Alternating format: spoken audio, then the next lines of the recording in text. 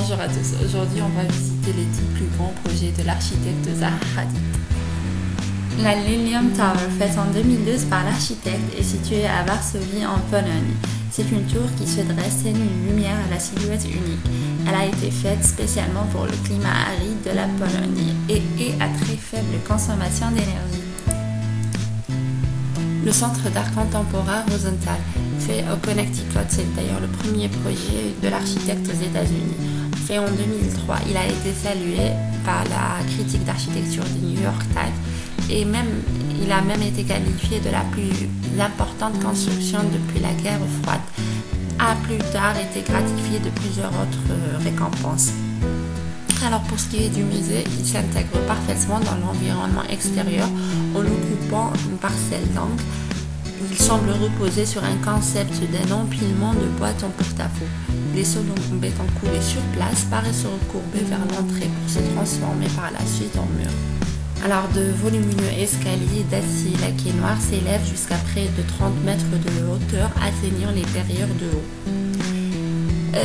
Cet escalier, quant à lui, est un élément principal, c'est d'ailleurs l'élément principal du musée. Il mène aux salles d'exposition et se révèle être un réel point d'attractivité. L'Aquatic Center, fait par l'architecte pour les Jeux Olympiques de Londres de 2012, avec une architecture caractéristique avec un toit courbé qui fera de ce site le plus visible par les visiteurs en rentrant dans le stade olympique et l'un des plus proches du stade olympique de Londres. Alors, initialement, il a été conçu avec deux bassins de 50 mètres, dont un pour les épreuves de natation, un bassin de 25 mètres surplombé par 6 plongeoires pour les épreuves de plongeon.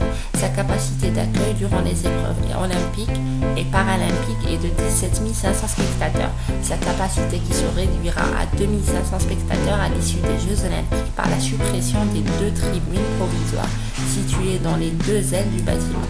C'est ainsi que le centre aquatique dévoilera sa silhouette définitive. Le Maxi est sorti de terre à Flamini au quartier populaire excentré, autrefois occupé par des casernes militaires, où l'auditorium réalisé par Lenzo Piano en 2002 paraît sage à côté de l'OVNI de Zaha Hadid. Elle a dessiné un paquebot aux formes ondulantes en béton et en acier, d'une surface totale de 29 000 m², dotée d'une avancée telle une tour de contrôle.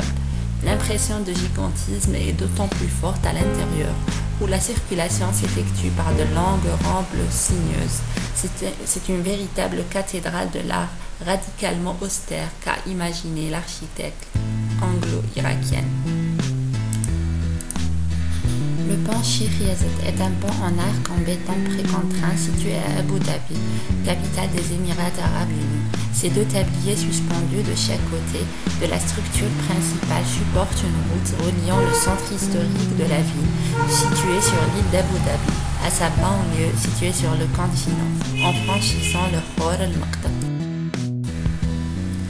L'opéra de Gansu a été le catalyseur du développement culturel de la ville, qui a inclus de nouveaux musées, des bibliothèques et des archives historiques. La conception de l'opéra est une des plus récentes réalisations de l'architecte Zaha Hadid, qui vise à l'exploitation unique des relations contextuelles urbaines, alliant les traditions culturelles qui ont fasciné l'histoire de Gansu, avec l'ambition et l'optimisme qui permettra de créer son avenir. Près de 8 ans ont été nécessaires pour sa fabrication. Cet opéra de 1800 places domine le bord de la rivière du 1er arrondissement de Gansu. Inauguré en 2012, le nouveau centre culturel de Bakou a été imaginé en forme de coquillage avec un design très épuré et aérien. L'ensemble de la structure est recouvert d'une peau en aluminium polyester non lissé et ses côtés sont recouverts d'une façade en verre pour permettre de laisser passer la lumière naturelle dans le musée.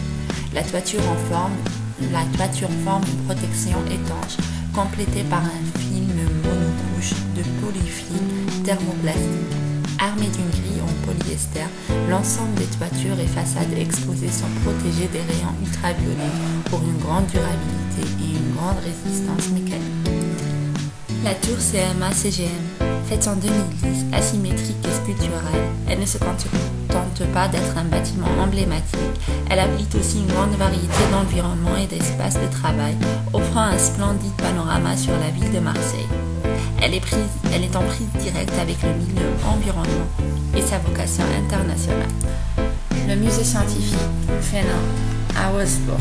En 2005, le bâtiment apparaît dans le paysage comme étant un élément de liaison entre les deux parties de la ville. Il s'agit d'un volume important et des arêtes vives horizontales fortement prononcées, ce qui semble léviter au-dessus du sol.